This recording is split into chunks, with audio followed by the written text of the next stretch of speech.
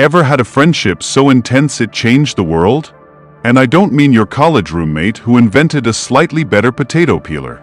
I'm talking about a bromance so powerful, so intellectually charged, that when it exploded, it literally rewired how we understand the human mind. Before there were Taylor Swift breakup songs, there was the Jung-Freud split, the OG conscious uncoupling that nobody saw coming but everyone felt the aftershocks from. These two didn't just ghost each other on Instagram. They divided the entire field of psychology into intellectual territories that we're still fighting over today. Imagine if your group chat drama somehow ended up in medical textbooks a century later. Welcome to the psychological thunderdome of the early 1900s, where two men with spectacular facial hair and even more spectacular egos battled for the soul of your subconscious.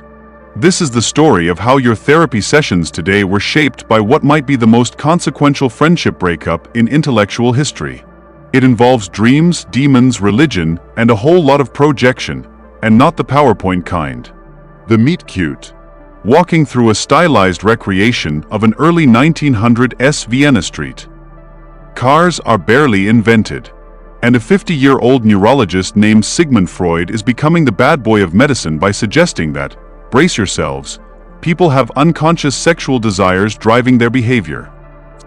But in an era where showing an ankle was considered third base, Freud is out here talking about how your dreams about tunnels might actually be about. Well, you know. Enter Carl Jung, 31 years old, Swiss, handsome, by 1906 standards anyway, and absolutely obsessed with Freud's work. Jung had been experimenting with word association tests at a psychiatric hospital in Zurich, basically asking patients to quickly respond to words while measuring their reaction times. Jung's tests were showing that people would hesitate when hitting emotionally charged words, essentially proving what Freud had been theorizing about repressed emotions and unconscious complexes. So Jung, being the original fanboy, writes to Freud. Their first meeting lasted 13 hours straight.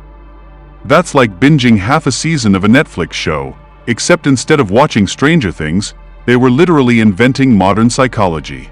Freud reportedly said afterward, "I found my intellectual son and successor." And if you're picking up some weird father-son dynamic vibes already, just wait. It gets way more psychologically twisted. Because of course it does. They're literally the guys who invented psychological twists. For the next 6 years, Jung and Freud were the ultimate power couple of psychoanalysis. They wrote each other over 360 letters. That's more than one every week for 6 years. Remember, this is before texting, before email, before you could just send a "you up" message at 2 a.m. These were thoughtful, handwritten letters discussing dreams, patience, and the deepest mysteries of the human mind. Dear Sigmund, had the wildest dream last night about a mandala. Also, I think the collective unconscious might be a thing. In 1909, they even traveled to America together. Their coming out party to introduce psychoanalysis to the New World. Picture them on a steamship, analyzing each other's dreams every night, probably making all the other passengers super uncomfortable at dinner.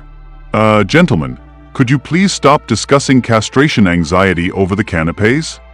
But this partnership wasn't just personal, it was revolutionary. Together, they were creating a new language for understanding the human mind. Terms we still use today: complexes, projection, free association. Freud saw Jung as his crown prince, his intellectual heir who would carry psychoanalysis into the future. And Jung? Jung was finally hanging out with his hero. It's like if a physics grad student got to collaborate with Einstein, except they also analyzed each other's most intimate psychological issues and unconscious desires. Which, now that I think about it, might not have been the healthiest foundation for a professional relationship. But who am I to judge? I still have trouble maintaining eye contact with my old professors at conferences. The cracks started small, as they always do. You know how in any relationship, there's that moment where you realize, oh wait, we might not agree on everything? For most couples, it's about whether pineapple belongs on pizza. For Freud and Jung, it was about the fundamental nature of human existence. Sexual stages. That time you accidentally called your teacher mom? Deeply, deeply sexual. Freud would have had a field day with social media. You liked your cousin's vacation photo? Clearly you have unresolved Oedipal issues. But Jung started thinking, maybe not everything is about sex? Revolutionary, I know. Jung proposed that libido wasn't just sexual energy but a broader life force, more like what we might call motivation today. He believed there were other primal drives equally important to human psychology. Freud didn't take this well. Picture telling Da Vinci that maybe the Mona Lisa should smile a bit wider. That kind of feedback wasn't welcome. Young man, if you question sexual basis of neurosis, you are no longer a psychoanalyst. Freud saw religion as an infantile illusion, essentially a mass neurosis where humans create a father figure in the sky because they can't handle life's uncertainties. Sorry, various deities. That was Freud talking, not me. Jung, meanwhile, saw religious symbols as expressions of something deeper. Archetypes bubbling up from what he called the collective unconscious. To him, spiritual experiences weren't pathologies to be cured but profound encounters with the deeper layers of the psyche. Also, Jung was into some weird mystical stuff that made straight-laced Freud very uncomfortable. We're talking seances, astrology, and alchemy. Jung was basically that friend who gets way too into crystals and starts talking about their energy. By 1912, they were still allies publicly, but privately? Those 360 letters were getting passive-aggressive. Real per my previous email energy. Now we arrive at the breaking point, a series of events so psychologically loaded that it would take a team of therapists to untangle them. First, the dream incident. In 1909, during that steamship journey to America, Jung told Freud about a dream involving a house with 2 floors. The main floor was elegantly decorated in an 18th century style, but when Jung descended to the lower floor, he found ancient remains, prehistoric pottery, and bones. Freud's interpretation? Obviously, this dream is about your desire to surpass me, to dig deeper than I have. Jung was shocked. He thought the dream represented the layers of the psyche, conscious mind above, personal unconscious below, and at the very bottom, something older, collective, prehistoric. Jung later wrote that he realized in that moment that Freud was placing personal authority above truth. That's therapists speak for you're making this all about you, and it's super annoying. In 1912, Jung was scheduled to visit Freud in Munich. Jung telegraphed ahead saying he'd arrive early and hoped they could spend more time together. Freud misinterpreted this as Jung trying to encroach on his visit with another colleague, and, get this, fainted from emotional distress. When Jung arrived and heard about the fainting episode, he was shocked. Freud later explained it as a migraine, but Jung wasn't buying it. He saw it as Freud having a neurotic episode. Essentially, the doctor needed a doctor. Nobody likes being psychoanalyzed by their friends. It's annoying enough when they try to diagnose your zodiac sign.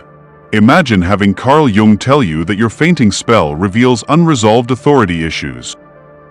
In 1912, Jung published a book called Symbols of Transformation that directly challenged Freud's sexual theory.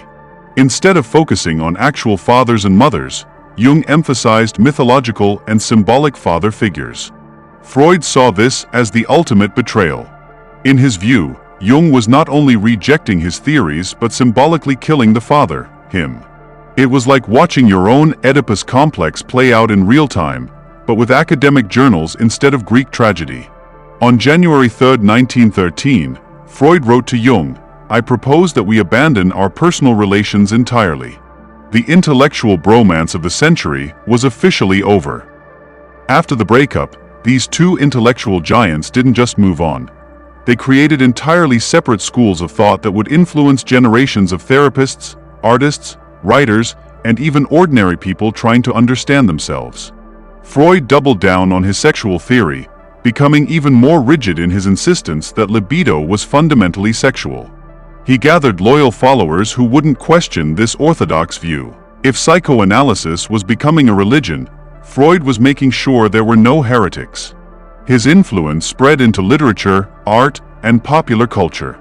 We still use Freudian terms today: Freudian slip, defense mechanism, ego ID, superego.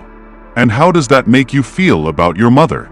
Freud fled the Nazis in 1938, settling in London where he died in 1939, leaving behind a legacy that had permanently changed how we think about the human mind, but also a theory that was increasingly seen as limited by its obsession with sexuality.